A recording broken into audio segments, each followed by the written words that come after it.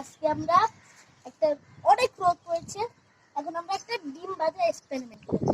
এখন দেখুন আমরা যা যা কিছু করবো সেগুলো দেখুন। তেল, চুন, লবণ, ডিম, আর মাত্র সেখানে তেল দিলাম আর করে আছে এখানে। এখন এটা গরম হলে আমরা আবার করবো। ওকে, সো গাইস এখন আমরা ডিম ভাজতেছে। দেখুন এখন আমরা ডিম ভাজি কি কি করে দেখুন, আস্তে আস্তে দেখুন।